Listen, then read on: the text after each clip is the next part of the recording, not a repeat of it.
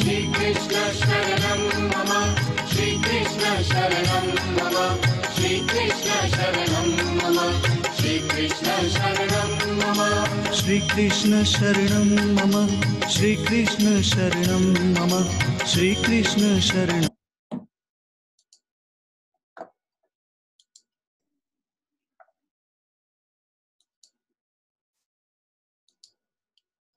Hari Om everybody. Navratri has already started. So let us remember Ma. Rucha, are you ready? Good.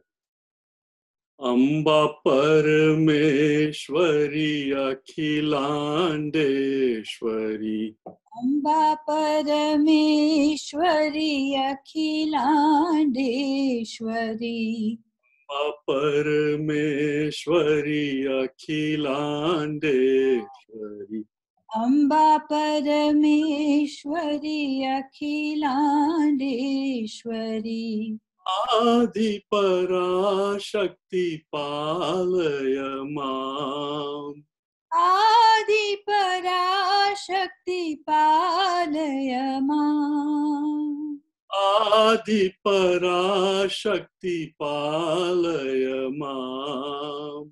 Adi Parashakti Palaya Mam. Amba Parameshwari Akhilandeshwari. Amba Parameshwari Akhilandeshwari. Amba Parameshwari Akhilandeshwari.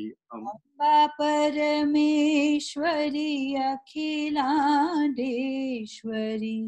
Raj Rajeshwari Palaya Mam.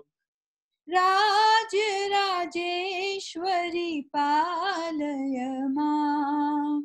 Raj Rajeshwari Palaya Mam. Raj Rajeshwari Palaya Mam. Amba Parameshwari Akhilandeshwari. Amba Parameshwari Akhilandeshwari. Amba Parameshwari Akhilandeshwari. Amba Parameshwari Akhilandeshwari. Chamundeshwari Palaya Mam. Chamundeshwari Palaya Mam. Chamundeshwari Palaya Mam. Chamundeshwari Palaya Mam. Amba Parameshwari Akhilandeshwari. Amba Parameshwari Akhilandeshwari. Adi Parashakti Palaya Mam. Adi Parashakti Palaya Mam. So we have 9 days of Navratri and then Dasera. Bhagwan and his Shakti. Shakti is only one. But just as a father, husband, and the son are not 3 individuals, but with respect to my father, I am a son. With respect to my son, I am a father. With respect to my wife, I am a husband. Similarly, Bhagwan's Shakti is only one. But I invoke her blessings so that my Antakaran becomes pure and I can attain the goal. And the goal of every individual, as Shankaracharya ji has mentioned in Vivek Chudamani, everybody wants to be happy. We all want to be free from this bandhan of sukha, dukha, sukha, dukha. Everybody wants continuous sukha. Call it nirvana, liberation or moksha. And to attain this, I invoke Ma, meaning Bhagwan Shakti, for her blessings so I can attain my goal. Now, in order to attain anything, I need sampati, right? If I want to start a business, I need to have some connections, I need to have funds, I need to have a place. Similarly, if I want to attain my goal, the first thing is the individual I who wants to attain the goal, I must be fit. If I'm not fit to start a business, I can start, but I will definitely go under. Oh, I'm talking in English only. Hari Om. Please remind me, okay, if I forget, because to me, I'm sorry. ભગવાનની ત્રણ શક્તિ, દુર્ગા, લક્ષ્મી અને સરસ્વતી. શક્તિ એક જ છે, પણ એના ત્રણ રૂપ છે. જેમ માં, બેટી અને પત્ની. સ્ત્રી એક જ છે, પણ એના ત્રણ સ્વરૂપ. હવે જો મારે પરમાત્માને મળવું હોય, મારે ભગવાનના દર્શન જોઈતા હોય, તો મારે શું કરવું જોઈએ? કઈ પણ વસ્તુ આપણે શરૂ કરીએ એ માટે પહેલા તો હું અધિકારી હોવો છું. તો એ અધિકારીત્વ કેવી રીતે મેળવવું? એટલે પહેલા 3 દિવસ ભક્ત માં દુર્ગાના બ્લેસિંગ્સ, આશીર્વાદ માટે પ્રયત્ન કરે, સાધના કરે. દુર્ગા એટલે કાળી, તલવાર લઈને શા માટે? મારા દુર્ગુણ ઘણા છે. પબ્લિકમાં તો આપણે હરિઓમ હરિઓમ, જય શ્રી કૃષ્ણ કરતા હોઈએ, પણ આપણા અંતઃકરણમાં કઈ વૃત્તિઓ છે? કામ, ક્રોધ, લોભ, મોહ, મદ, મત્સર અને સારી વૃત્તિઓ પણ છે. પણ જ્યાં સુધી મારા પાત્રમાં લીંબુનું એક પણ ટપકું રહી જાય, ટપકું નહીં પણ 1 અંશ પણ જરા પણ એક રહી જાય, તો દૂધ નાખવું અને ઉકાળવું તો દૂધ ફાટી જાય. એટલે મારું અંતઃકરણ શુદ્ધ કરવું જ પડે. વેસલ મસ્ટ બી પ્યોર, નહીં તો એમાં દૂધ ઉકાળાય નહીં.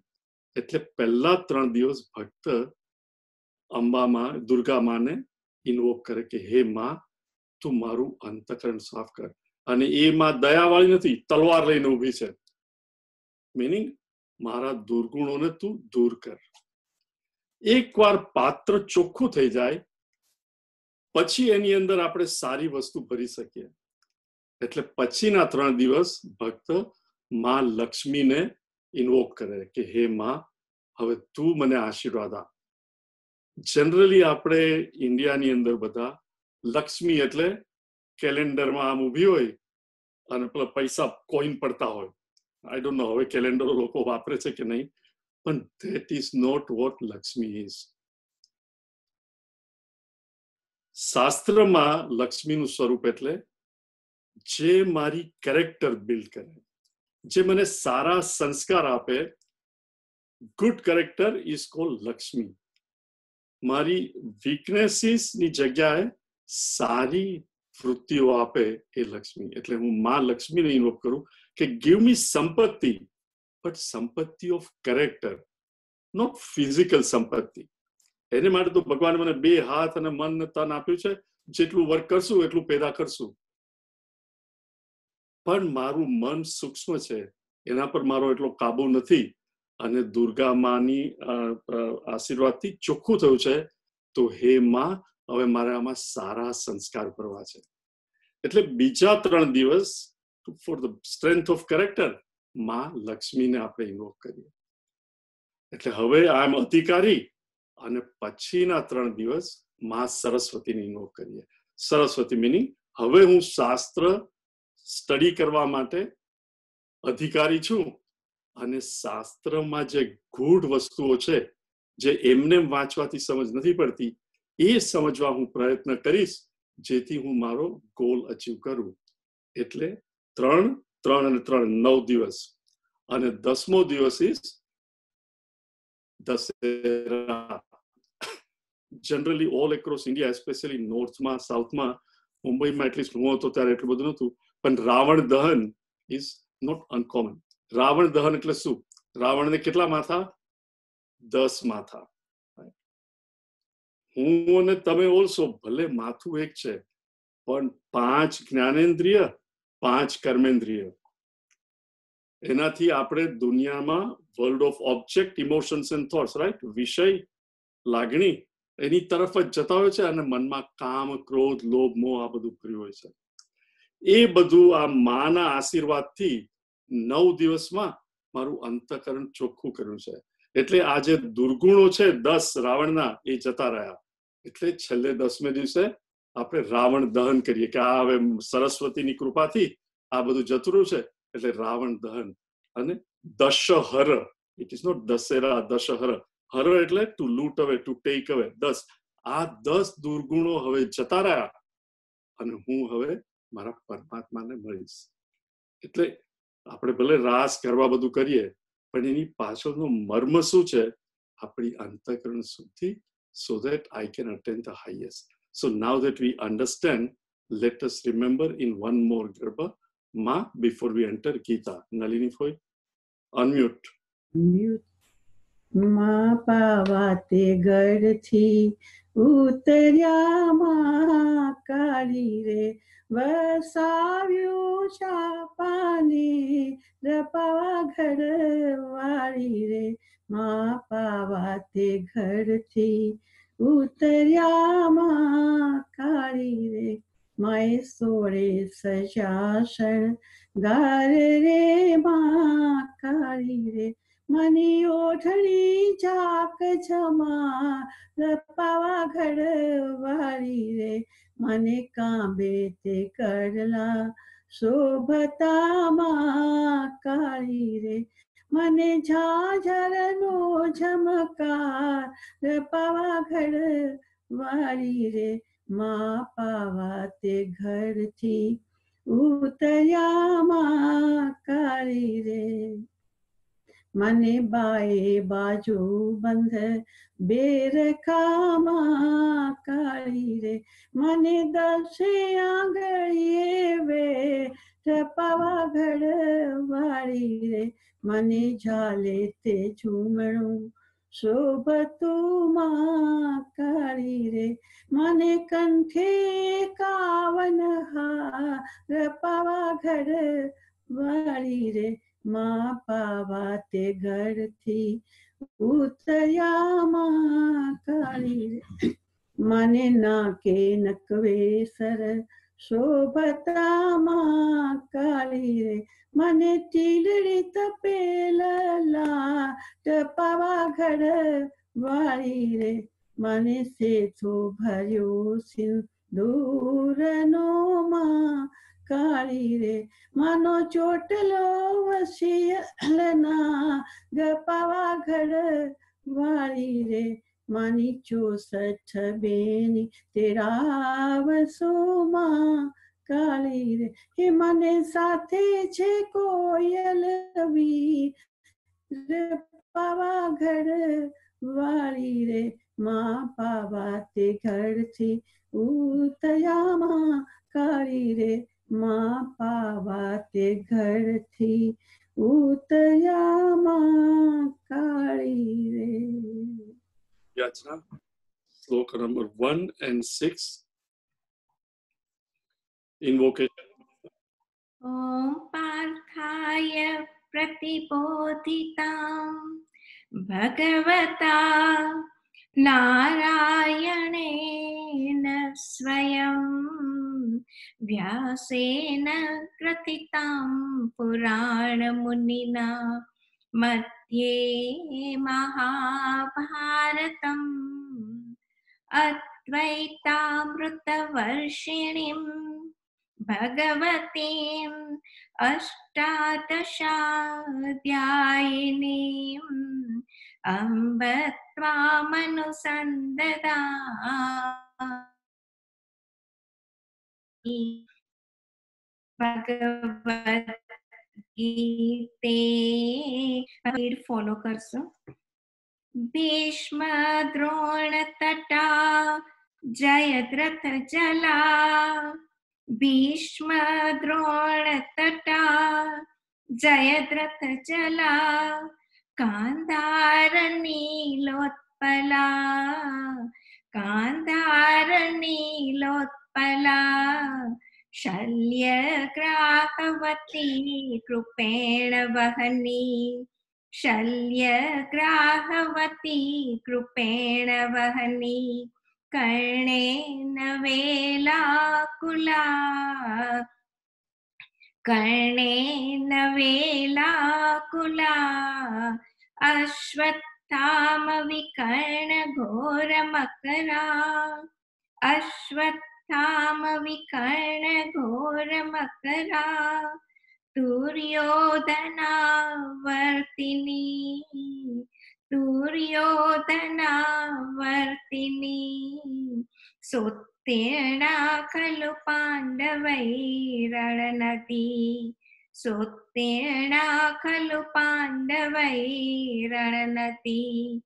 कैवर्तकः केशवः कैवर्तकः केशवः साथे करशु बधा भीष्म द्रोण तटा जयद्रथ जला गांधार नीलोत्पला शल्यग्राहवती कृपेण वहनी कर्णेन वेलाकुला अश्वत्थाम विकर्ण घोरमकरा दुर्योधनावर्तिनी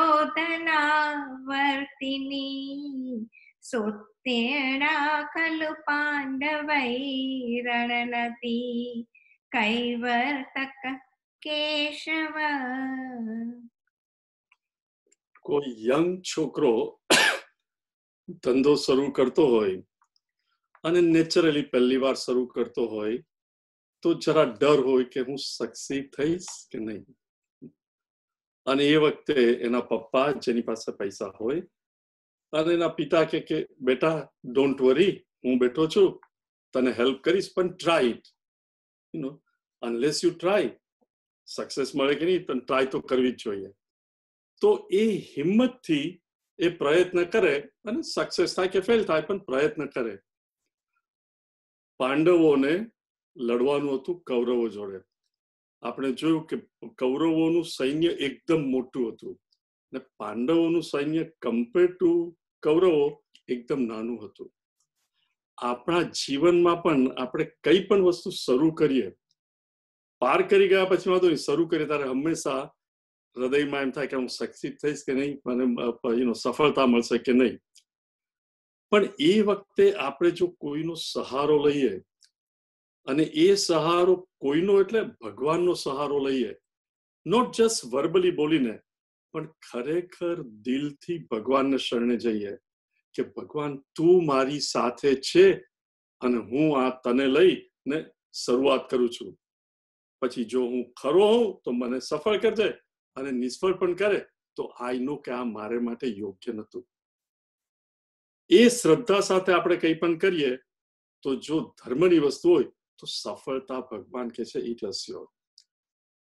ગમે તેવા સંજોગો હોય ને, અહીંયા કેવા સંજોગ છે, કેટલું સરસ વર્ણવ્યું છે. ભીષ્મ દ્રોણ તટા જયદ્રથ જલા ગાંધાર નીલોત્પલા. તટ, રાઈટ, કોઈ પણ નદી, રાઈટ, છેલ્લે છે સોત્તીર્ણા ખલુ પાંડવે રણ નદી. આ નદી કેવી છે? રણની નદી છે, મીનિંગ બેટલ, લડાઈ થઈ રહી છે, એમાં નદી વહી રહી છે. અને નદી શાંત નથી. સી, નદીની બંને બાજુ રેતીનો તટ હોય તો જનરલી પાણી સ્લોલી વહેતું હોય, પણ ટ્રેચરસ પથ્થરોનું એવું હોય, જે લોકો બદ્રીનાથ કેદારનાથ કે ગયા હોય તમને ખબર હશે, જ્યાં બંને બાજુ પથ્થર હોય તો ગંગા એકદમ ફાસ્ટ વહેતી હોય. તો અહીંયા તટ કેવો છે કે એક બાજુ ભીષ્મ અને એક બાજુ દ્રોણાચાર્ય, ભીષ્મ પિતામહ અને દ્રોણાચાર્ય. અને કે છે જયદ્રથ જલા. જયદ્રથ એટલે આ લોકોનો કમાન્ડર ઇન ચીફ, કૌરવોનો. કમાન્ડર ઇન ચીફ, હવે અત્યારે કેમાં એરફોર્સનો ચીફ હોય, નેવીનો ચીફ હોય, આર્મીનો ચીફ હોય, એ બધા કન્ટિન્યુઅસલી કંઈ પણ કરતા હોય તો ડિફેન્સ મિનિસ્ટર જોડે they have to be in touch. તો જયદ્રથ જે આર્મીનો ચીફ છે એને કન્ટિન્યુઅસલી કોના ટચમાં રહેવું જોઈએ? ભીષ્મ પિતામહ અને દ્રોણાચાર્ય. હવે નદીનું પાણી હંમેશા કોને અડકતું હોય? બંને બાજુ કિનારાને અડકે ને. કિનારા કોણ છે? નન અધર દેન ભીષ્મ પિતામહ અને દ્રોણાચાર્ય.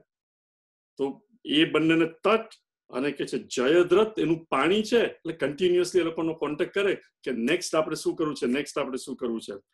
અને પાણી જઈ રહ્યું છે તો રસ્તામાં ગાંધાર નીલોત્પલ. ગાંધાર એટલે ધૃતરાષ્ટ્રના સસરા, રાઈટ, એની વાઇફ ગાંધારી, રાઈટ. એટલે અફઘાનિસ્તાનમાં જે કંદાહાર આ લોકો કહે છે that is ગાંધાર. અને એ કેવો છે કે ગાંધાર લીલો પથ્થર જેવો. હવે તમે જોયું જયારે નદી જતી હોય, નદીનો પ્રવાહ કેટલો ફાસ્ટ છે ખબર નહીં પડે, પણ જો વચ્ચે પથ્થર આવે તો જે વેલોસિટી જોરમાં એની સામે જાય અને એકદમ પાણી ઉછળે ત્યારે આપણને ખબર પડે કે આ તો કેટલું ફાસ્ટ જાય છે. તમે કોઈ પણ પર્વત ઉપર ગયા હો ને જ્યાં નદી જતી હોય, you must have seen it. અને એસ્પેશિયલી હિમાલયમાં તો આ અગેન એન્ડ અગેન આ દ્રશ્ય દેખાય. મોટા મોટા પથ્થર હોય ને જયારે નદી જતી હોય, ગંગા કે એટલી ફાસ્ટ જતી હોય, યુ કેન સી.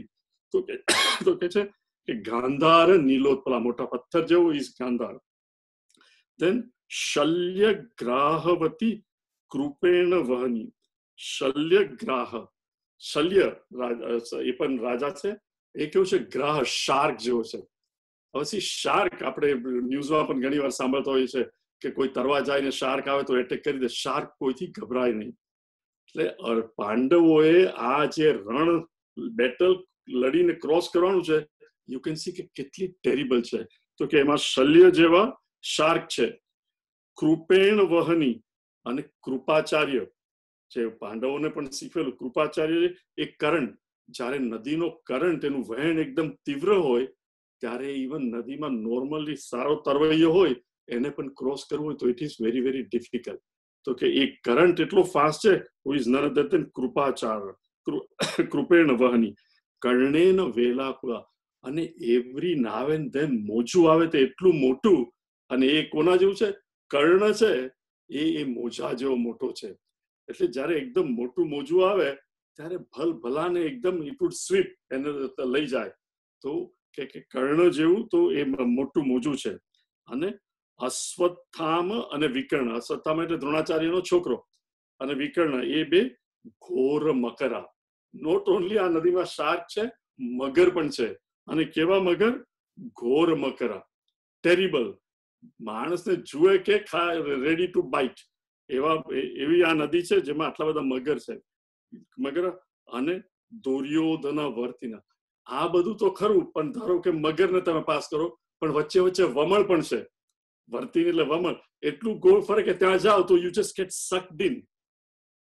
પણ આ બધું હોવા છતાં એવરેજ માણસ તો પ્રયત્ન જ નહીં કરાવવો જોઈએ તો. પણ અર્જુન અને એના ભાઈઓ એ શું કે સોતીર્ણા સહ, એ લોકોએ તો આ નદી ક્રોસ કરી નાખી, તરી નાખી. કેવી રીતે? આખી કરી. કેવી રીતે? પાંડવો આખું ક્રોસ કરી ગયા રણ નદી. કારણ કે એ લોકોનો કે કૈવર્તક, એ લોકોનો બોટમેન કોણ હતો? કેશવ. એટલે જ્યારે ભગવાન કૃષ્ણ હોય આપણો સારથી, ત્યારે આવી નદી, મિનિંગ આપણા બધાના જીવનમાં સંજોગો એવા આવતા હોય છે. ઘણી વાર થાય કે ભગવાન હવે શું થશે ખબર નથી, પણ ભગવાનમાં શ્રદ્ધા રાખીએ કે એણે મને આ સંજોગો આપ્યા છે તો એનું કઈ કારણ હશે. મને ખબર નથી, પણ ભગવાનને ખબર છે. એણે આ ચપ્પુને શાર્પ બનાવવો છે, એટલે આ જે વ્હીલ એની સામે ફરી રહ્યું છે, એની સામે પકડીને એટલા તણખા નીકળે છે કે ચપ્પુ કે છે હાય હાય મને બચાવો. ભગવાન કે છે ના, ઉભો રે, મારે તો તને શાર્પ કરવો છે જેથી તું આ સંજોગો પાર કરી શકે. એટલે મારા ને તમારા જીવનમાં ચેલેન્જીસ તો આવવાની જ, પણ આપણે ભગવાનનો સહારો લઈ અને પ્રયત્ન કરીએ તો ભગવાન સફળતા આપશે જ. અને જો એમાંથી નિષ્ફળતા મળે ને that means it is not good for us. ખબર છે ઘણી વાર આપણે થઈએ કે બહુ સારું થયું મેં આ ના કર્યું. એટલે ઇન્વેસ્ટમેન્ટમાં ઘણી વાર એવું થાય, બધા કરતા તમે થાય ચલો હું પણ ઇન્વેસ્ટ કરું, અને કોઈ સંજોગ વસાત નહીં થયું, અને 6 મહિના રહીને ખબર પડે કે પેલો તો બધાને ઉઠા ભણાવી ગયો, કે સારું થયું હું બચી ગયો. isn't it? So ભગવાનનો સહારો લેવાનો, અને ભગવાન જે મારા માટે કરે છે એ સારા માટે કરે છે. હવે let us see where we are. Okay. યાતના 23, 24 અને 25 સાથે ચેપ્ટર 2. नैनं छिन्दन्ति शस्त्राणि नैनं दहति पावकः न चैनं क्लेदयन्त्यापः न शोषयति मारुतः अच्छेद्योऽयमतः योऽयम् अक्लेद्यो शोष्य एव च नित्यः सर्वगतस्थाणुः अचलोऽयं सनातनः अव्यक्तोऽयमचिन्त्योऽयम् अविकार्योऽयमुच्यते तस्मादेवं विदित्वैनं नानुशोचितुमर्हसि.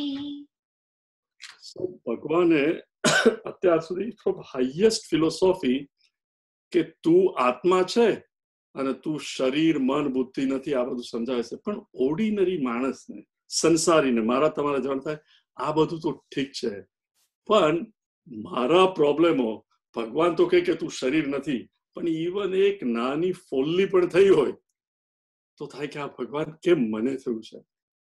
It is very human. તો ભગવાન આમાં કહેવા શું માંગે છે કે લોક બધાને શરીરના દુઃખ, મનના દુઃખ, બુદ્ધિથી સુખ અને દુઃખ તો બધાને આવે આવે ને આવે જ, પણ જ્યારે હું એની સાથે તાદાત્મ્ય કેળવું કે આ તો મારું દુઃખ છે તો મને સફરિંગ થાય. તો ભગવાન કહે છે તું આ તાદાત્મ્ય નહીં કર, એટલા માટે અગેન એન્ડ અગેન એમણે કહ્યું કે તું આત્મા છે. સમથિંગ લાઈક ઇલેક્ટ્રિસિટી રેફ્રિજરેટરમાંથી જાય તો ઠંડક આપે અને સ્વિચ ઓન કરો તો રાત્રે લાઇટ આપે, પણ ઇલેક્ટ્રિસિટી ને રેફ્રિજરેટર જોડે કોઈ લેવા દેવા નથી. પણ ધારો કે એ પોતાને રેફ્રિજરેટર માને અને રેફ્રિજરેટરની મોટર બગડી ગઈ અને ઇલેક્ટ્રિસિટી કે હાય હાય હું મરી ગયો, તો પ્રોબ્લેમ થાય બીકોઝ ઓફ આઈડેન્ટિફિકેશન. સી ઘણાના પણ કોઈના ઘરમાં આવું બનતું હોય કે ઘરમાં રૂમની અંદર લાઇટ ચલાવી હોય અને દાદીમાં કે પપ્પા ગીતા કે રામાયણ કે ભાગવત વાંચતા હોય, પણ શનિવારે રાત્રે એનો જ છોકરો ને એના મિત્રો ભેગા મળી અને તીન પત્તી રમતા હોય એ જ રૂમમાં અને દારૂ પણ પીતા હોય. પણ જે લાઇટ રાત્રે દાદાને ભગવત ગીતા કે રામાયણ વાંચવા માટે ઉપયોગી હતી એ જ લાઇટ છોકરાને દારૂ પીવાને જુગાર રમવા માટે પણ બ્લેસ કરે છે. પણ લાઇટ એમાં ભાગ નથી લેતી. જો લાઇટ ભાગ લે અને એની વેલ્યુ એવી હોય કે ગીતા વાંચી જોઈએ તો એને દુઃખ થાય કે હાય હાય આ તો આવી રીતે દારૂ પીએ છે, જુગાર રમે છે, આ ખોટું છે. પણ લાઇટ કે છે કે નહીં, મારો તો ધર્મ લાઇટ આપવાનો છે, તમે શું કરો that is up to you. એટલે આપણે જયારે આઈડેન્ટિફાય કરીએ, એક જોક છે સરદારજીનો છે, પણ હું સરદારજીનું નામ નહીં લઉં, પણ આજકાલ તો મોટી મોટી ઇમારતો મુંબઈમાં તો છે જ, પણ સુરત, અમદાવાદ, વડોદરા પણ, તો વડોદરામાં 20 માળની આખી હાઉસિંગ કોલોની, લગભગ 6 બિલ્ડિંગ, બધા 20 માળના, અને જગ્યા એટલી બધી નહીં એટલે રિલેટિવલી બાજુમાં, એટલે તમે તમારી બાલ્કનીમાં ઉભા હો તો આ બાજુવાળા પણ દેખાય અને જમણી ને ડાબી બાજુવાળા દેખાય, અને as it is in India કેમ છો કેમ નહીં ચાલતું હોય. તો એક દિવસ જગદીશભાઈ બાલ્કનીમાં આવ્યા અને પેલા ડાબી બાજુ દિલીપભાઈ જરા આખા બોલા અને એને જગદીશભાઈની સામે જોકે, એ જગદીશ બહુ શરમજનક વાત થઈ, તારી નાની છોકરી પ્રેગ્નન્ટ થઈ ગઈ અને ભાગી ગઈ ને લગ્ન કર્યા, તારું તો નામ ખલાસ થઈ ગયું, નામોશી. જગદીશને એકદમ લાગી આવ્યું કે હાય હાય મારી છોકરી આવું કર્યું, સીધો કૂદ્યો 7મે માળેથી કે આ તો મારે આપઘાત જ કરવો છે. 5મે માળે પહોંચ્યો ને થયું કે મારે તો છોકરી નાની છે જ નહીં, પણ આઈડેન્ટિફાઈડ વૃત્તિ જોડે. 3જે માળે આવ્યો તો કહું કે નાની શું, મારે તો એક જ છોકરા નથી. 1લે માળે પહોંચ્યો તો હું તો પરણો પણ નથી. By then it was too late, isn't it? Now think of it. વૃત્તિઓ મને તમને સુખ અને દુઃખની એક પછી એક આવતી જ હોય, કારણ કે સંજોગો બધાના બદલાય છે. પણ હું વૃત્તિ સાથે તાદાત્મ્ય મેળવું પેલા જગદીશભાઈની માફક અને સીધો કૂદી પડું, એને બદલે હું વિચારું કે મારે ને એ છોકરીને તો કઈ લેવા દેવા જ નથી, હું તો સિંગલ છું, એમ હું તો આત્મા છું, હું તો ઇલેક્ટ્રિસિટી છું, રેફ્રિજરેટર બગડી જાય એમાં મારે શું? હું તો લાઇટ છું, પેલો જુગાર રમે કે ભાગવત વાંચે એમાં મારે શું? હું આત્મા છું. હા, શરીરના સંજોગો બદલાય, મનના સંજોગો, મૃત્યુ આવે ને જાય, પણ હું તો એ બધાનો પ્રકાશક છું. એટલે ભગવાન અગેન એન્ડ અગેન 11મા શ્લોકથી આ 26મા શ્લોક સુધી 25મા શ્લોક સુધી અગેન એન્ડ અગેન અર્જુનને કહે છે. પણ રિમેમ્બર, અર્જુન એકદમ દુઃખમાં છે, એન્ઝાયટી પુષ્કળ છે. એને પોતાના દાદાને દ્રોણાચાર્યને મારવા નથી. એટલે ઘણીવાર આપણને એવું થાય કે હા, તારું લોજિક તો મને સમજાય છે, પણ મારા કઈ મનમાં બેસતું નથી. મારા તો મનમાં એટલું જ દુઃખ છે. એટલે હવે ભગવાન comes down one step. Next 3 શ્લોક ભગવાન આપે છે. એમાં ભગવાન કહે છે કે લુક, હું તો તને જસ્ટ લોજિકલી કહું છું.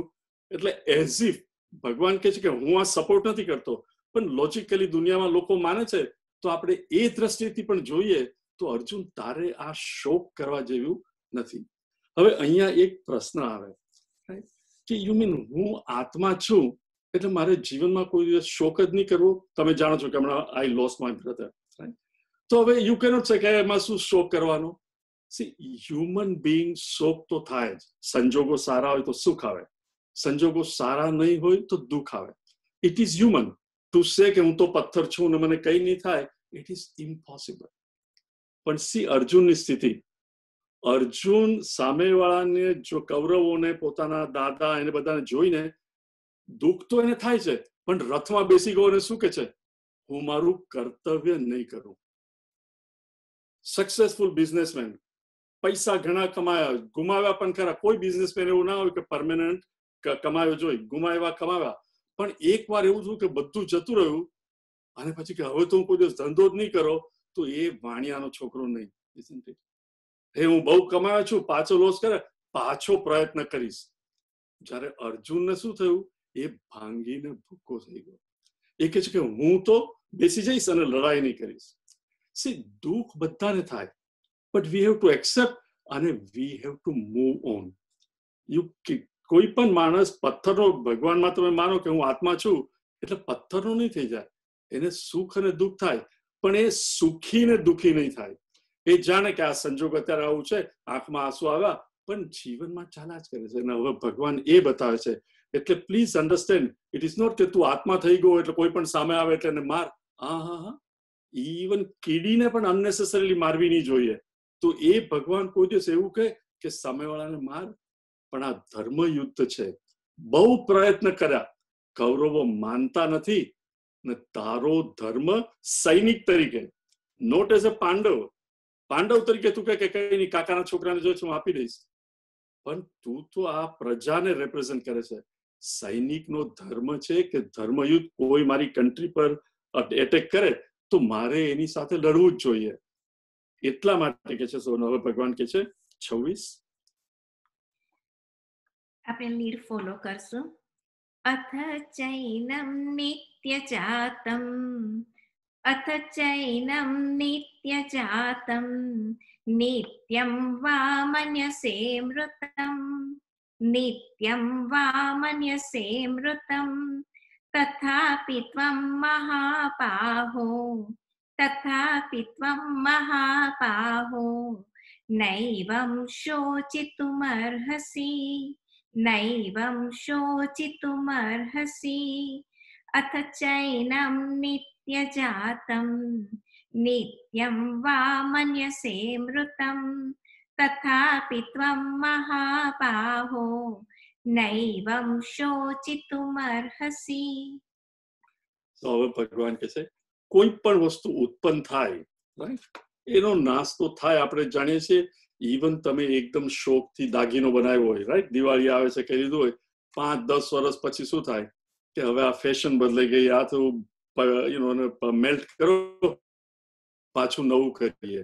દરેક વસ્તુનો તો ભગવાન કે છે અર્જુન ઇન કેસ, સી એ કે અથ એટલે અહીંયા અભ્યુપસર્ગ મીન કે ઇન કેસ તો એવું માનતો હોય, મિનિંગ હું આવું નથી કહેતો, હું તો કહું છું આત્મા અમર છે, પણ તારે માટે એ બહુ અઘરું હોય. અથચ એનમ નિત્ય જાતમ, ઇન કેસ તું એવું માનતો હોય કે આત્મા કાયમ જન્મતો હોય છે, નિત્ય જાતમ નિત્યમ વા મન્યતે મન્યસે મૃતમ, કે દરેક વસ્તુનો જન્મ થાય છે અને દરેક વસ્તુનું મૃત્યુ થાય છે. કારણ કે દુનિયામાં આપણે જોઈએ છે દરેક વસ્તુ કઈ પણ રાઈટ, તમે વર્ષો પહેલા કઈ ઘર લીધું હોય ને ઘરમાં હા બહુ સરસ છે, this is the best weekend, પણ પછી થોડા વધારે પૈસા આવે, એક બે છોકરાઓ થાય, પછી તમે 20 વર્ષથી રહેતા હો, એક વખત કે આનાથી સારું તો ઘર નહીં, ધીસ ઇઝ ધ બેસ્ટ, પછી થાય કે ચલો અહીંયાથી મૂવ થઈ ને જરા વધારે મોટી જગ્યા લઈએ, મોટી રાઈટ.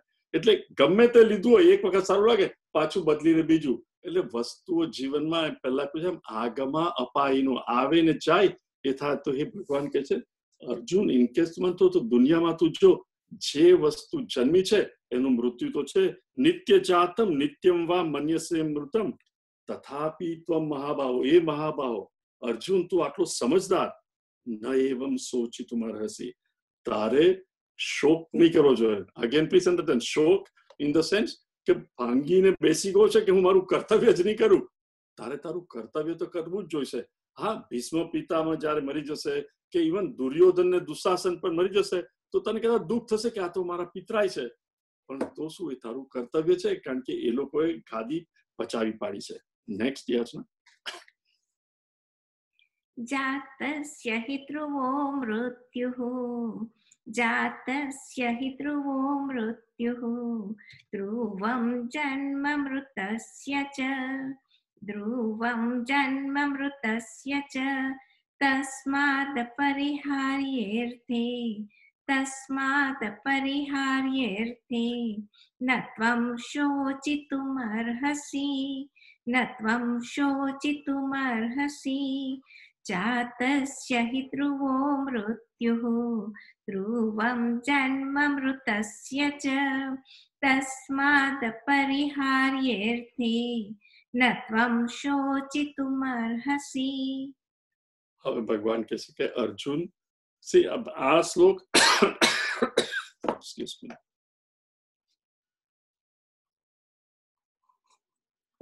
અને નેક્સ્ટ વન, એમાં ભગવાન કહે છે કે આ દુનિયાને તું જો અને સમજ. જાતસ્ય હિ ધ્રુવો મૃત્યુ, ધ્રુવનો તારો પણ ફિક્સ એટલે નક્કી જ છે, જેનો જન્મ થયો છે. જાતસ્ય હિ ઇન્ડીડ, જેનો પણ જન્મ થયો છે, મૃત્યુ ધ્રુવમ, એનું મૃત્યુ નક્કી ને નક્કી છે જ. નોટ ઓનલી ધેટ, જન્મ મૃતસ્ય ચ, અને જેનું મરણ થાય છે એનો જન્મ પણ નક્કી છે. હવે કદાચ કોઈ એવો વિચાર કરે કે લુક આ લો મને એપ્લાય નથી થતો, બધાને ભલે થાય. Now think of it, right. I believe Newton ઇંગ્લેન્ડમાં હતો, રાઈટ, ઝાડની નીચે બેઠેલો અને એના માથા પર પડ્યું કે નાક ઉપર પડ્યું સફરજન, રાઈટ, અને હી ડિસ્કવર્ડ લો ઓફ ગ્રેવિટી, ગુરુત્વાકર્ષણ, રાઈટ. 32.2 ફીટ પર સેકન્ડ કોઈ પણ વસ્તુ ઉપરથી નીચે આવે. હવે તમે મુંબઈમાં બેઠા બેઠા કહો કે એ તો ઇંગ્લેન્ડમાં શોધાયેલો નિયમ, એ ઇંગ્લિશ લોકોને લાગે હું તો ઇન્ડિયામાં રહું છું, ભારત દેશ મહાન, મને કઈ નથી થવાનું, મને ગુરુત્વાકર્ષણ એપ્લાય નહીં કરે અને હું અહીંયાથી ભૂસકો મારીશ, તો ડુ યુ થિંક કે ગુરુત્વાકર્ષણનો લો તમને નહીં લાગે? It is universal.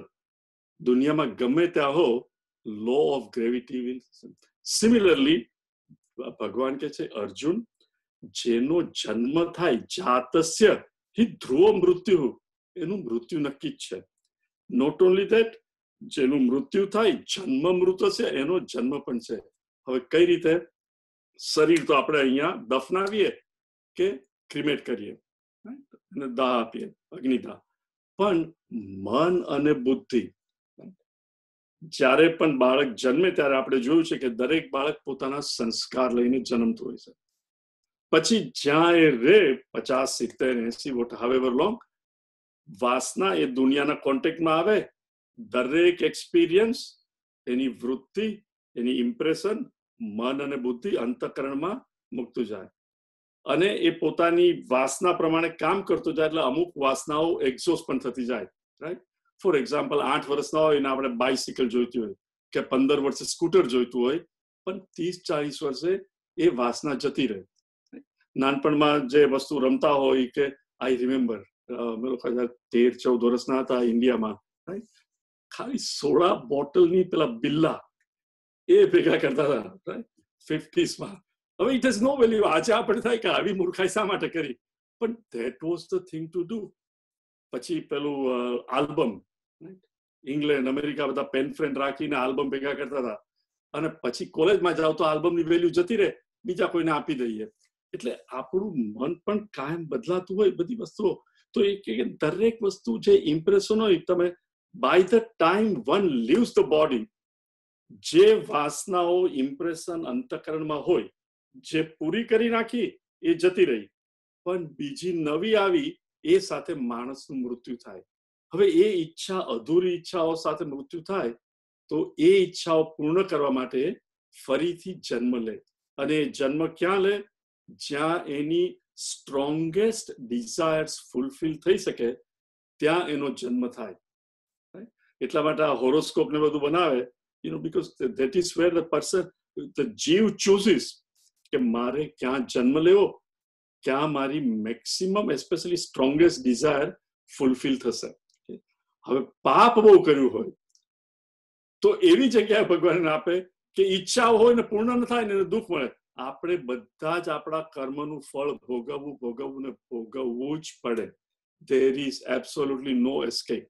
ઘણી વાર આપણને થાય કે આને કેમ આવું બધું, બીકોઝ આપણને એનો પૂર્વજન્મ ખબર નથી, અથવા હમણાં આપણે ખરાબ કરતા, અરે એમાં શું છે, બધા કરે છે, આપણને ખબર નથી કે પેલી બાજુ શું છે.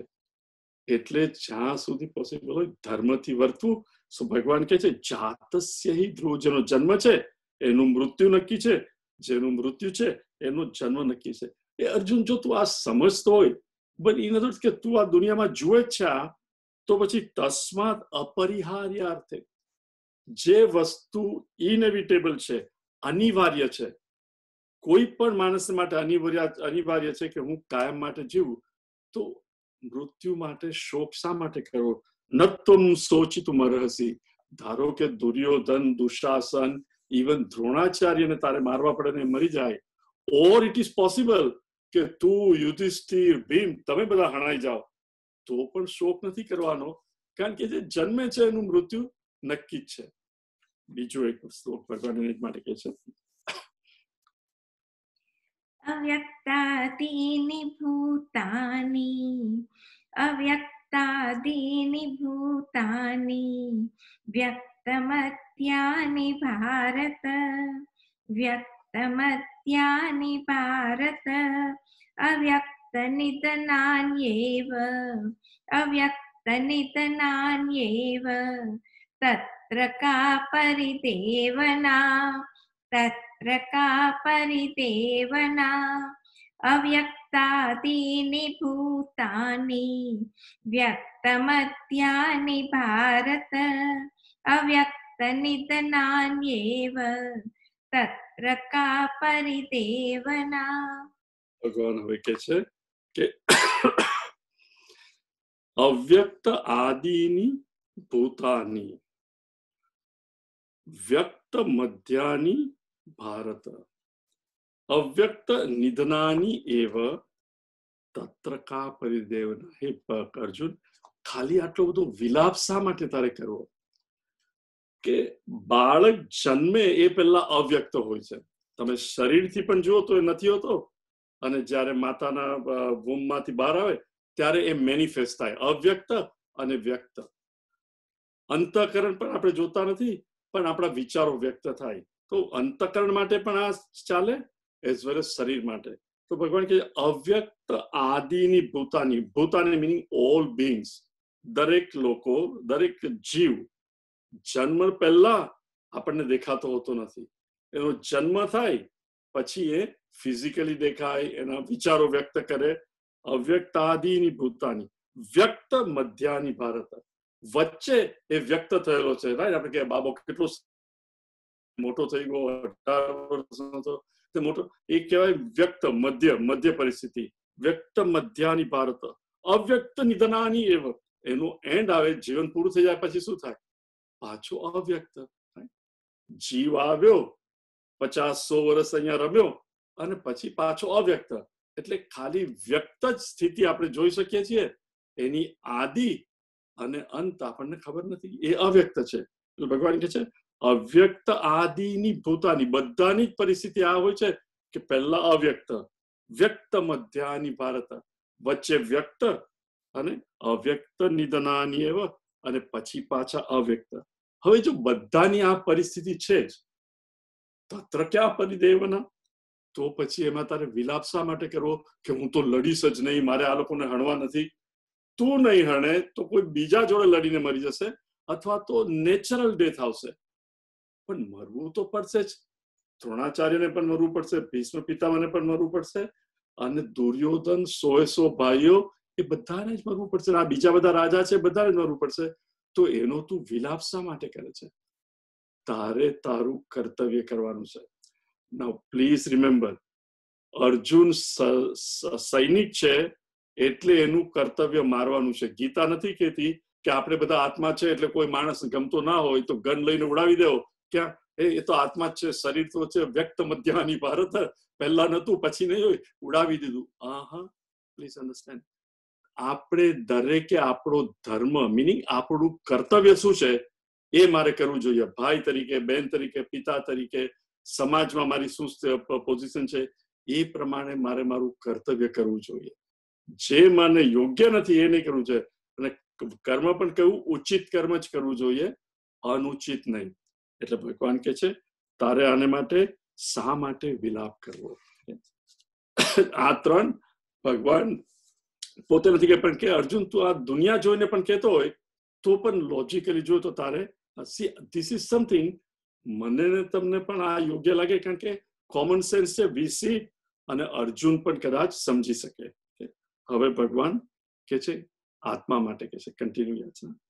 આશ્ચર્યવત પશ્યતિ કશ્ચિદેનમ, આશ્ચર્યવત પશ્યતિ કશ્ચિદેનમ, આશ્ચર્યવત વદતિ તથૈવ ચાન્યઃ, આશ્ચર્યવત વદતિ તથૈવ ચાન્યઃ, આશ્ચર્યવત ચૈનમન્યઃ શૃણોતિ, આશ્ચર્યવત ચૈનમન્યઃ શૃણોતિ, શ્રુત્વાપ્યેનં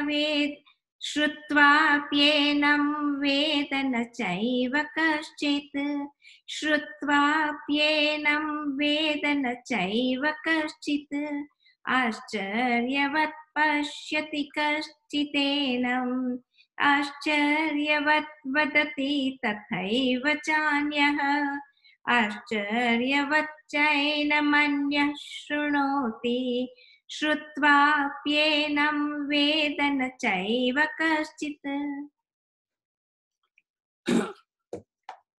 એક ખેતરની અંદર ખેતરના ઓનર 2-3 ભાઈઓ, બાપ દાદાનું ખેતર હતું અને એ લોકો હંમેશા ખેતી કરતા હતા. હવે શું તો 2-3 વર્ષ ફોર વોટ એવર રીઝન વરસાદ બહુ આવ્યો નહીં અને બધો પાક સુકાઈ ગયો, અને એ લોકો એકદમ નિરાશ થઈ ગયેલા કે હવે પૈસા વગર શું કરશું, વેચવા માટે કઈ છે નહીં, અને જે પૈસા લીધેલા એના માટે કદાચ આ ખેતર પણ વેચી દેવું પડશે, શું કરશું ખબર નહીં. એટલે એકદમ ચિંતામાં હતા અને વરસાદની રાહ જુએ, ખેતરમાં જાય, બધા બીને બધું રોપે, પણ વરસાદ નહીં આવે એટલે બહુ દુઃખી હતા. તો એક દિવસ કઈ કામ નતું તો એ લોકોને થયું કે ચલો અહીંયા એક વસ્તુ રોપીએ અને સી. તો એ લોકો ખોદવા લાગ્યા, અને ત્યાં ખોદવા ગયા તો ઠંગ ઠંગ અવાજ આવ્યો. એટલે આસ્તેથી ખોદ્યું અને ખોદીને નીચેથી જોયું તો શું, 4-5 માટલા, અને માટલામાં સોનાના દાગીના.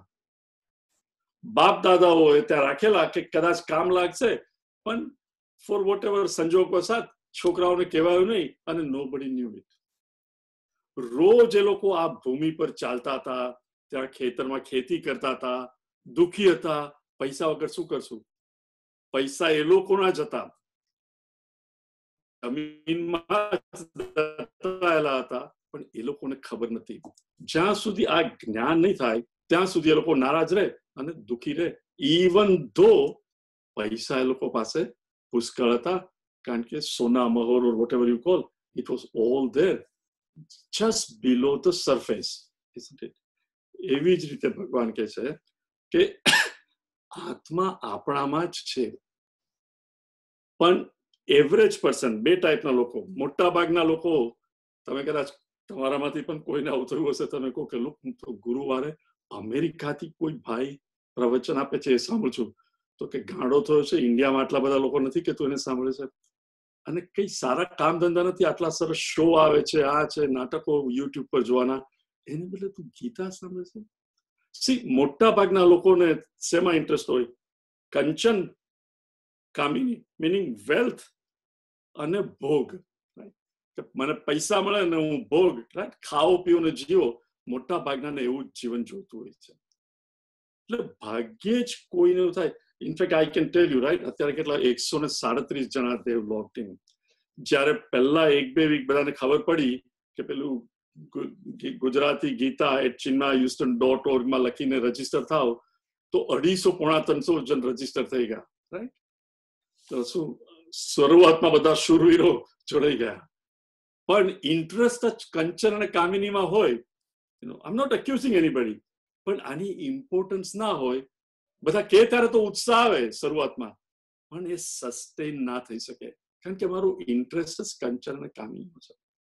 એટલે ભગવાન કે છે કે અર્જુન, આમાં તું કે કોઈનો વાંક નથી. મોટા ભાગના લોકો 5 જ્ઞાનેન્દ્રિયથી દુનિયા પ્રત્યે જ દોડતા હોય છે, દુનિયા પાછળ, અને મને તો કોઈ ભાગ્ય જ શોધે, અને ભગવાનને શોધે તો પણ શા માટે?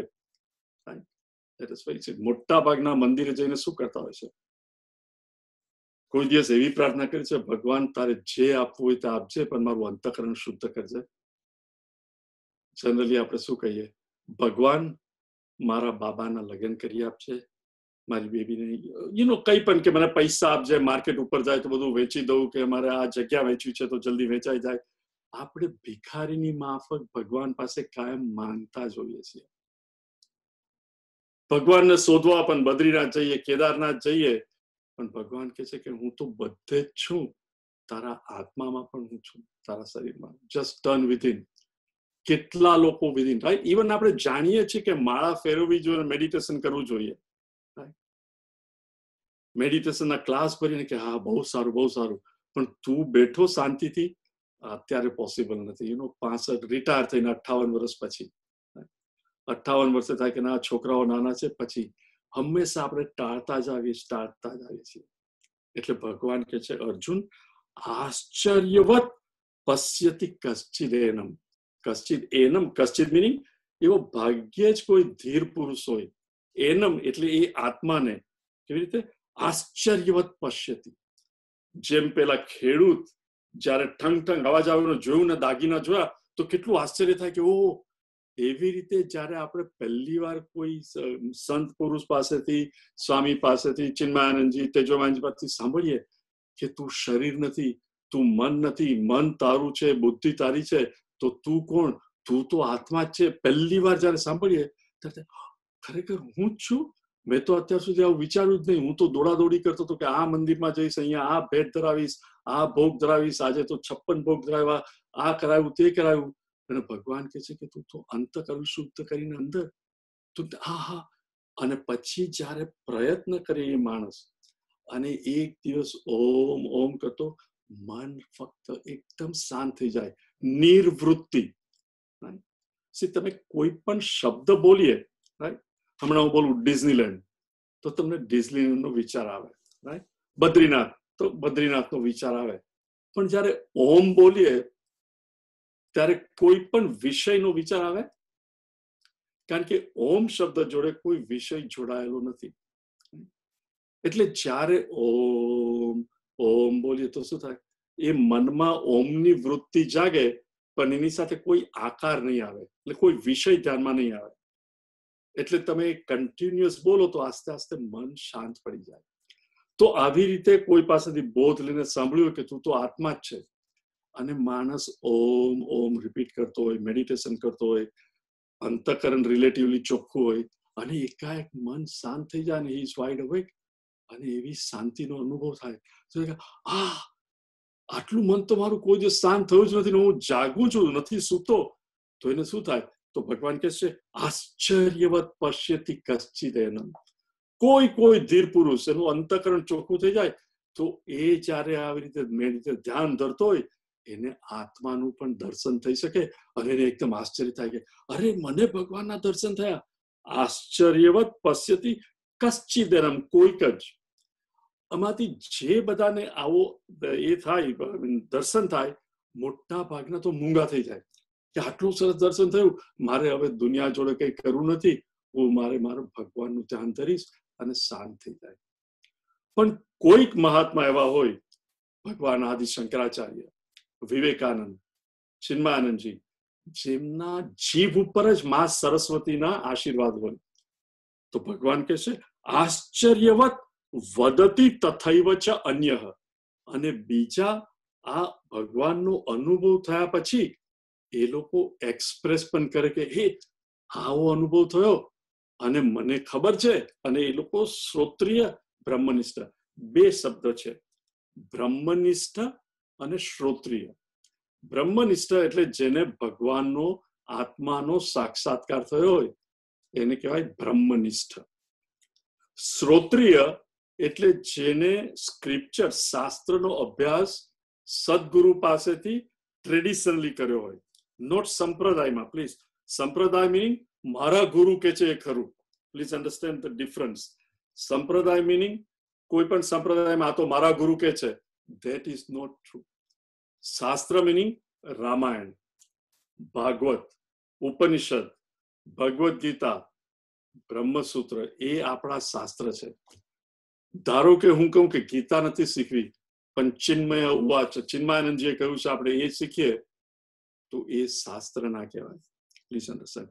એટલે શ્રોત્રિય સંત જેને આપણા શાસ્ત્રો meaning Ramayana, Bhagavat, things based on Veda Purana, Ramayana, Bhagavat, Gita etcetera, જેને સ્ટડી કર્યો હોય અને બ્રહ્મનિષ્ઠ હોય એને કહેવાય શ્રોત્રિય અને બ્રહ્મનિષ્ઠ. તો એ જે સમજી શ્રોત્રિય જેને પૂરો અભ્યાસ કર્યો હોય અને પછી સમજાવી શકે, રાઈટ? તમે જુઓ ઘણા લોકો, તમારા બે છોકરાઓ હોય અને મધર્સ ડે હોય, એક એટલી સરસ કવિતા લખે અથવા મમ્મીને કે મમ્મી હું તને બહુ ચાહું છું અને અલંકારિક ભાષામાં કહે, અને બીજા કે મામ આઈ લવ યુ. બંને જણા રિમેમ્બર, બંનેના દિલમાં મા પ્રત્યે એટલો જ ભાવ, એટલો જ આદર, એટલો જ પ્રેમ છે, પણ એક સરસ રીતે વ્યક્ત કરે છે, બીજાને વ્યક્ત કરતા આવડતું નથી. એટલે ભગવાન કહે છે કે આ જેને આ અનુભવ થયો છે એમાંથી કંઈક જ થોડા એવા હોય છે આશ્ચર્યવત વદતી તથા એવ ચ અન્ય. બીજા એ સમજાવી પણ શકે છે, એ લોકો વધી શકે છે, in the sense they are able to express it. Not only that, આશ્ચર્યવદ એનમ અન્ય શૃણોતી.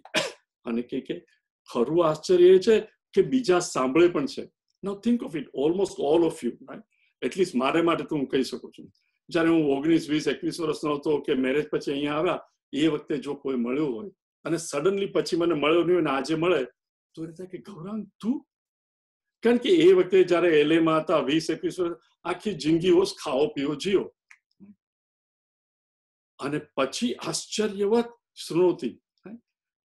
તમારા ભૂતકાળમાં પણ તમે જુઓ, એક જમાના કે વોટ ભગવાન, ઇફ યુ થિંક 25 વર્ષ પહેલા કે તમે આવી રીતે શબ્દ ગીતાનો અભ્યાસ કરશો, સંજયને પૂછો, નો વે, કે until yesterday this was my life. એટલે ભગવાન કે જયારે તમને કોઈ કે અરે આ ગીતા શીખે છે, આશ્ચર્યવત, કે હું તો માનું જ નહીં. એટલે ભગવાન કે છે આને જયારે તમે પહેલી વાર સાંભળો, અનુભવ થાય, પછી કોઈ કે અને આશ્ચર્યવત છે એનમ અન્ય શૃણોતી, ઇવન કોઈ સાંભળે એ તો એનાથી પણ વધારે આશ્ચર્ય છે. પણ ભગવાન કે છે, ભગવાન અહીંયા શિક્ષર મારી છે, એ કે છે શ્રુત્વા આપી એનમ વેદન છે એવ કશ્ચિત. કે લિસન, અનુભવ વાળા બહુ ઓછા હોય, કહી શકે ઓછા હોય, સાંભળવા વાળા પણ બહુ આશ્ચર્યવત કે ઓછા હોય, પણ સાંભળ્યા પછી પ્રયત્ન કરી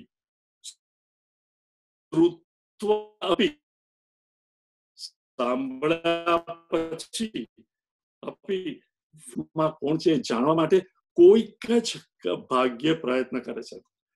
આપણે બધા મોટે ભાગે શું, ગીતા ખરેખર બહુ સરસ છે, પેલા ગૌરાંગભાઈ અમેરિકામાં પણ રહે છે પણ ખરેખર સમજાવે છે સારું, પણ ભાઈ તે બેસીને જાતે થોડો અભ્યાસ કરો ગુરુવાર પછી એક વીકમાં. ના ના, ગુરુવારે સાંજે 7-8 વાગે તો હું શોધું કે પાછી ગીતા ક્યાં મુકાઈ ગઈ છે. Regular study of Bhagavad Gita. જપમાળા શ્રી કૃષ્ણ શરણમ મમ, શ્રી કૃષ્ણ શરણમ મમ. હું કઈ પણ કર્મ કરું એમાં પહેલા ધર્મ રાખું છું કે અર્થ.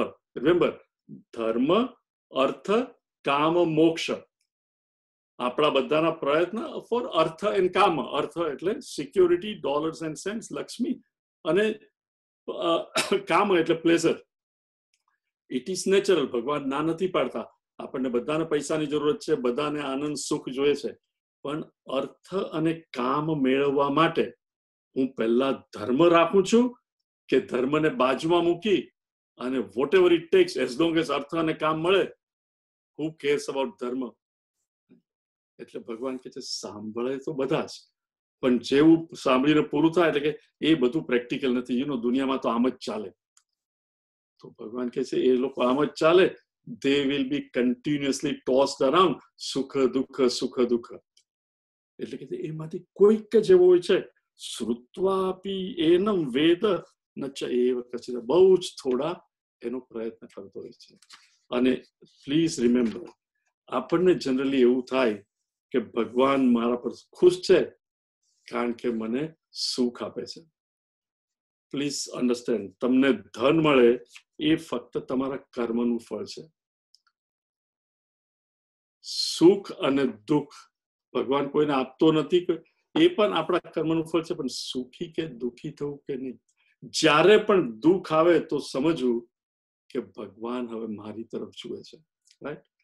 મેં કથામાં, એક બાપુની કથામાં સાંભળેલું કે જ્યારે છોકરો રમકડા રમતો હોય અને જ્યારે મમ્મી એને ખોળામાં લે તો છોકરાને દુઃખ થાય કે આ રમકડા જતા રહ્યા. પણ કે હવે તો મમ્મી જેને રમકડા અપાવ્યા છે એ જ તને ખોળામાં લે છે, તું સમજતો નથી ને તને દુઃખ લાગે છે. એટલે જ્યારે પણ આપણને દુઃખ થાય કે મારા સંજોગો આવા, સમજવાનું કે હવે ભગવાને મને ખોળામાં લીધો છે. ભગવાન કહે છે કે હવે તું અંદર જા, રાધર દેન બહાર જા. અંદર જા, કશ્ચી દેનમ, હવે તારો સમય આવ્યો છે, તું પ્રયત્ન કર, હું તને આશીર્વાદ આપવાનો છું. અંબા પરમેશ્વરી અખિલાંડેશ્વરી આદિ પરાશક્તિ પાલય મામ. તું હવે મારું પાલન કર. નોટ પૈસો ને ધન દાન ને પુત્ર પુત્રી ને મોટું ઘર, પણ મારું અંતઃકરણ શુદ્ધ કર. હવે ભગવાન લોજિકલી અર્જુનને સમજાવે છે. Next one. દેહી નિત્યમવત્યોયમ, દેહી નિત્યમવત્યોયમ, દેહે સર્વસ્ય ભારત, દેહે સર્વસ્ય ભારત, તસ્માत् સર્વાણિ ભૂતાનિ, તસ્માत् સર્વાણિ ભૂતાનિ ન ત્વં શોચિતુમર્હસી, ન ત્વં શોચિતુમર્હસી.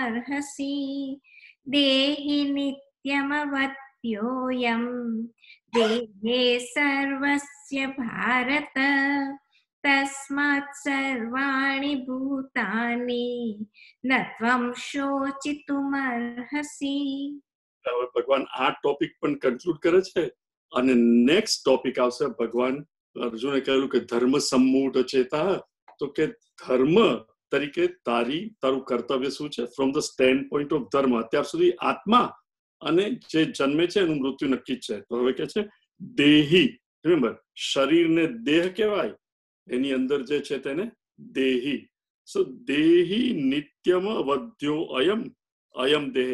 આ શરીરમાં રહેલો જે આત્મા છે એ તો કાયમ માટે અવધ્ય જ છે.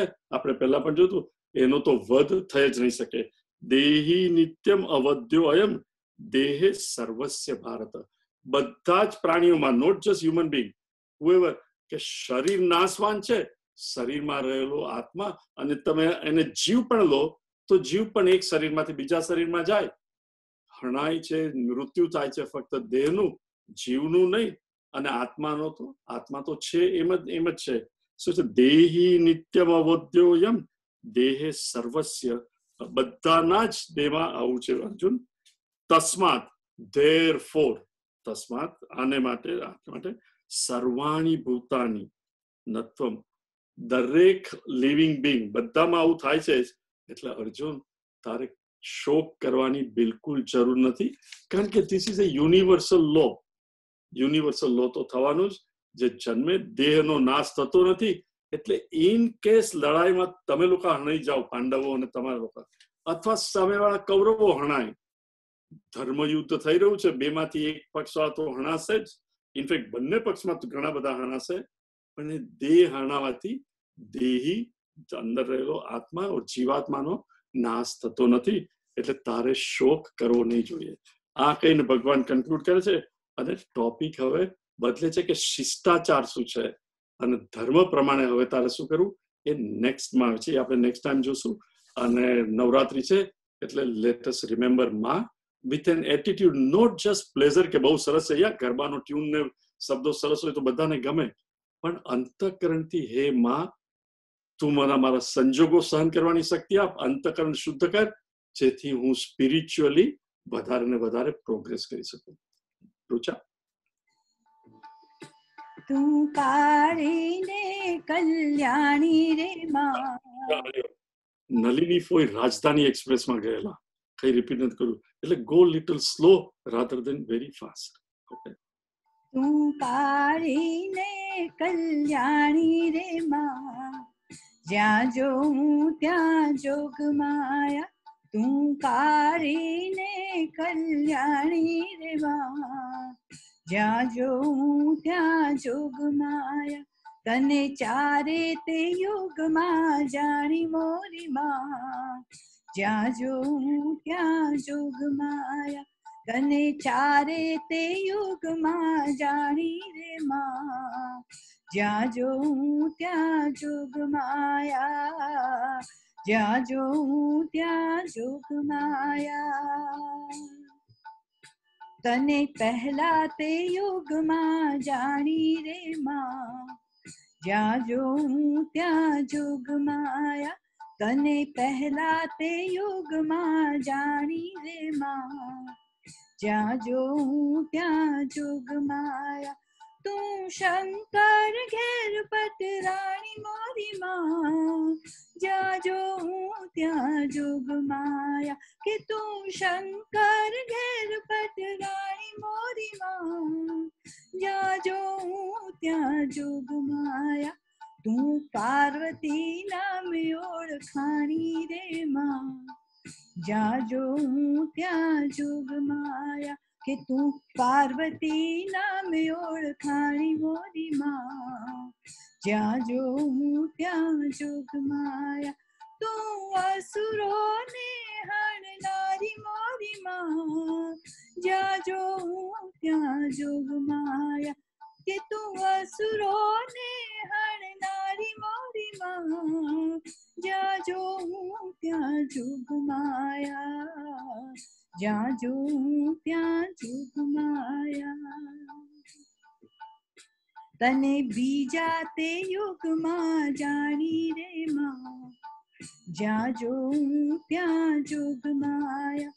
તને બીજા તે યુગમાં જાણી રે માં, જ્યાં જોઉં ત્યાં જોગ માયા. કે તું રામચંદ્ર ઘેર પટરાણી રે માં, જ્યાં જોઉં ત્યાં જોગ માયા. કે તું રામચંદ્ર ઘેર પટરાણી મોરી માં, જ્યાં જોઉં ત્યાં જોગ માયા. કે તું સીતા નામે ઓળખાણી રે માં, જ્યાં જોઉં ત્યાં જોગ માયા. કે તું સીતા નામે ઓળખાણી રે માં, જ્યાં જોઉં ત્યાં જોગ માયા. કે તું રાવણ કુળ હણનારી રે માં, જ્યાં જોઉં ત્યાં જોગ માયા. કે તું રાવણ કુળ હણનારી મોરી માં, જ્યાં જોઉં ત્યાં જોગ માયા. જ્યાં જોઉં ત્યાં જોગ માયા. તને ત્રીજા તે યુગમાં જાણી રે માં, જ્યાં જોઉં ત્યાં જોગમાયા તને ત્રીજાતે યુગમાં જાણી મોરી માં જ્યાં જોઉં ત્યાં જોગમાયા કે તું પાંડવ ખેર પટરાણી રે માં જ્યાં જોઉં ત્યાં જોગમાયા કે તું પાંડવ ખેર પટરાણી મોરી માં જ્યાં જોઉં ત્યાં જોગમાયા તું દ્રૌપદી નામે ઓળખાણી રે માં જ્યાં જોઉં ત્યાં જોગમાયા કે તું દ્રૌપદી નામે ઓળખાણી મોરી માં જ્યાં જોઉં ત્યાં જોગમાયા કે તું કૌરવ કુળ હણનારી રે માં જ્યાં જોઉં ત્યાં જોગમાયા કે તું કૌરવ કુળ હણનારી મોરી માં જ્યાં જોઉં ત્યાં જોગમાયા જ્યાં જોઉં ત્યાં જોગમાયા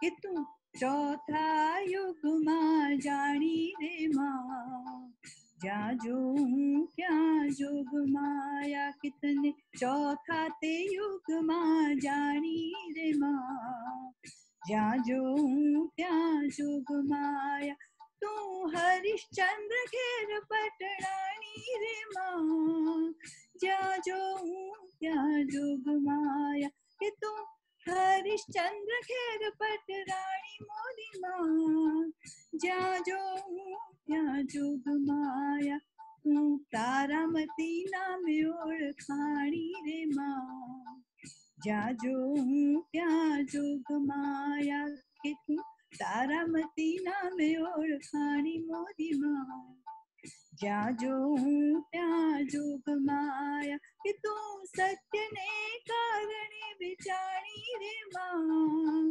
જ્યાં જોઉં ત્યાં જોગમાયા કે તું સત્યને કારણે વિચારી રે માં જ્યાં જોઉં ત્યાં જોગમાયા જ્યાં જોઉં ત્યાં જોગમાયા કે તું કાળીને કલ્યાણી રે માં જ્યાં જોઉં ત્યાં જોગમાયા જ્યાં જોઉં ત્યાં જોગમાયા જ્યાં જોઉં ત્યાં જોગમાયા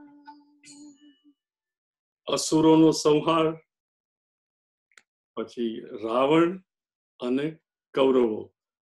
સિમિલરલી આપણા મનમાં પણ જે અસુરો છે, હે માં તું પણ એને હણી લે જેથી મારું મન ચોખ્ખું થાય. તમારામાંથી જો કોઈને સવાલ હોય તો શરૂઆતમાં પેલું જ્યારે ભજન ચાલતું હોય છે 9 વાગ્યા પહેલા, you can send an email to gujaratigeeta@chinmayahouston.org.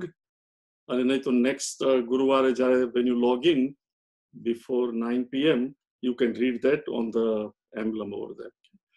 Om sarve bhavantu sukhinah sarve santu niramayah sarve bhadrani pashyantu ma kaschit dukha bhag bhavet. Harihi Om Shri Gurubhyo Namaha. Harihi Om. Harihi Om.